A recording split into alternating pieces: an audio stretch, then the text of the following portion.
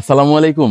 Finally আজকে আমাদের vermi প্রজেক্টে বেড়া দেয়া আর একটা বেডের ছাউনি দেয়া কমপ্লিট হয়েছে আলহামদুলিল্লাহ।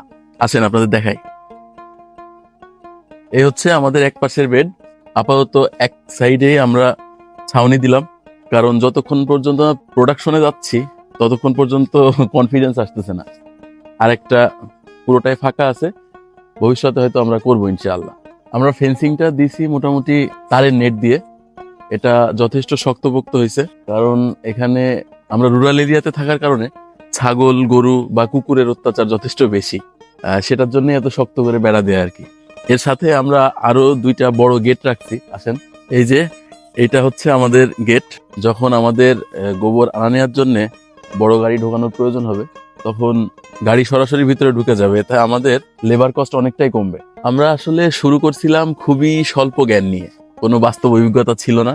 আমরা আসলে শুরুতেই ভুল করছিলাম। যাই হোক, এখন পরীক্ষামূলকভাবে আমরা আপাতত এই 6টা বেড রান করবো ইনশাআল্লাহ। আমরা সিদ্ধান্ত নিয়েছি ভার্মি কম্পোস্ট তৈরি করব, কেঁচো সার যেটাকে বলে।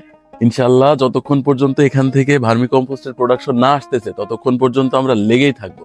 তাতে যত বাধাই আসুক আর যতবারই ভুল করি আমরা থামবো না। আমাদের জন্য দোয়া করবেন, আমরা যেন এই ভুল বারবার করতে পারি, কিন্তু আমাদের মনোবল যেন না ভাঙে। সবাই ভালো থাকবেন। আল্লাহ হাফেজ।